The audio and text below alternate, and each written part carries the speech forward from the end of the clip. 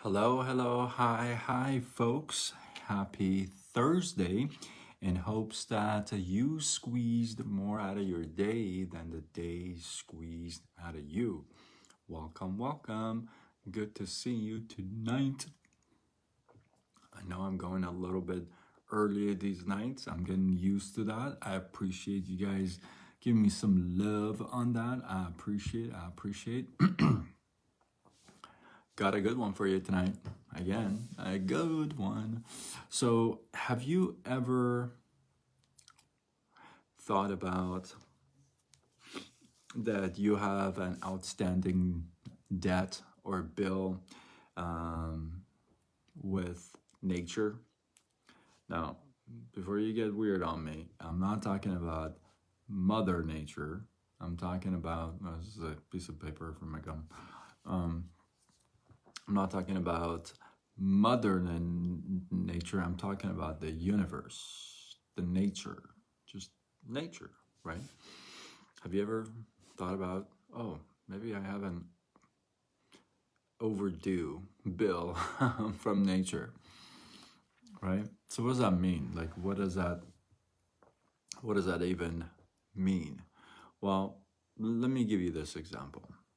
A 93-year-old man walks out of it gets released from the hospital.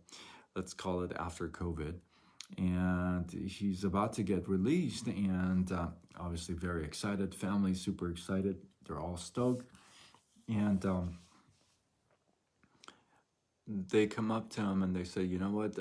It happened so that the insurance didn't pay for some, and there's an outstanding bill due for, about $15,000. And then he goes, $15,000? I thought insurance was going to pay for everything. And they're like, no, this portion, I don't know what happened. And, you basically owe this 15,000. And he says, well, what's that 15,000 for anyway? Right. And they say, now don't quote me on the amount. Okay. Obviously the story is maybe from another country. But they say, the 15,000 is actually the value of giving you oxygen for 24 hours, or for a whole week of oxygen. And when you're on the mask and the ventilator, that's what it costs, right? And then he goes into thinking, and then he starts crying. And the staff is just obviously overwhelmed with the emotions, and they're like, oh, we're so sorry. If you can't pay the whole thing right now, we totally understand. We can make payments or make arrangements, or we can talk to your insurance again, or what have you. And he says, no, that's not the problem. I actually could pay it if I wanted to. That's not the problem. That's not why I'm crying. And this nurse turns around and says, well, sir, why exactly are you crying? I mean, you should be excited. You're getting released. You're going home. And he said, yeah, I am excited. I'm very excited to go home after all this. But what I just realized is that you told me the cost of oxygen for one day of being in the hospital, how much it costs me to buy my breathing for one day. And, you have a bill for me to pay for that. And I'm thinking to myself, all these 93 years that I have lived, and I breathe oxygen every single day, every minute, all day long, all night long, and I never paid attention to paying to nature. And now I'm literally paying to buy my breath, to buy my life. And all these years that I had my life, all these years that I lived my life, I breathed oxygen in and out, I never realized what I have. I never realized how much I should be grateful for. Now, I've been talking a lot about mindset, gratitude, being grateful, and all that stuff. And it's because I could use it, right? So, but I think this is such a cool story because in a way it's got a little twist to it. As you're joining me live, let me know you're here. I don't know who's here, who's not here. Facebook sometimes tells me, sometimes doesn't tell me. So, um, but yeah, so um, there it is. Kalia, Kimberly, what's happening? So, yeah, so isn't that a crazy little story? I mean, I'm breathing right now, you're breathing right now, and we take all these things, the little tiny things, for granted. Um, I'll give you a little example. You cut yourself at the tip of your finger, and you feel like the world is ending because like you get to notice how much you use the tip of your finger. And now that it's cut, you can't like use it as much as you used to. You feel me? It's like you never thought about how important that was until it became what? Important. It when it actually wasn't working, wasn't there, right? And it's the same thing here. We take a lot of things for granted. There's so much to be grateful for, even in the darkest hours. I'm telling you, some of you know my stories. I'm not shy. I'm not shy. I'm not shy, but but I'm also not a stranger to rough times, tough times, and just the humbling times. I'm definitely not a stranger to that. So, but we take all this stuff, even in the toughest time, darkest moments, there's something that you can find, guaranteed you can find, that you can be grateful for. And it's funny. It doesn't matter how old you are. It doesn't matter if you're 93, 39, or whatever you may be. When something that you have is taken away, that's when you realize how much you were grateful for it, right? So you have something and it's taken away, and you're like, oh my God, I could so use that thing. I don't know what I was doing, what I can do without that thing, right? And we do that all the time. We do that all the time. I was gonna say something, but I'm not gonna go there. I was gonna say something, I had to bite my tongue.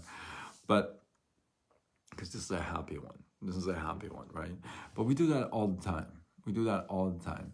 We use it, we abuse it, and then we lose it, and then we start saying, oh, right? Isn't that the case? Am I the only one? Right? Let's switch that around. How about that? Let's switch that around to where while you have it, you're actually appreciative of it, right? You're grateful for it, right? While you have it, not afterwards. What good does it do afterwards? Seriously, like when you buy a plant, you can appreciate it, love it, enjoy it, and if you're like me, you kill it, and then you're like, you don't sit there and then cry afterwards, and you say, oh, well, did you even pay attention to it when it was alive? Or take care of it? Or appreciate it? Or be grateful for it? No. Most of us, we find things hard to be grateful for. I'm going to give you a punchline. You ready for this? Might hurt. Most of us are not grateful for things because, here it comes, because we haven't lost them. It's almost like you have to lose it to appreciate it. And to me, that's like a slap in the face. Why would I lose something and then appreciate the loss of it? What does that make it? That doesn't even make any sense to me. It's like you have something and then you ruin it and it's lost and it's gone, and then you sit there and it's like it doesn't even make any sense. We we tend to not give gratitude. We tend to not to be grateful for the things that we have right now. And the reason for that is because we haven't lost them. The moment you lose them, I'm telling you, unless you lost them on purpose, but the moment you lose them, you're like, oh my God, I could so use that thing. Oh my God, what was I thinking? How can I live life without? Listen, all that stuff is wonderful and all that stuff is great. And you're probably the only one who's going to hear you complain and blame because nobody really cares. You know what I mean? Like nobody cares. You could complain and blame all day long, and there's not a lot of people that are going to be in that line to listen to you. Just not going to happen, right? And it's not like you don't know this.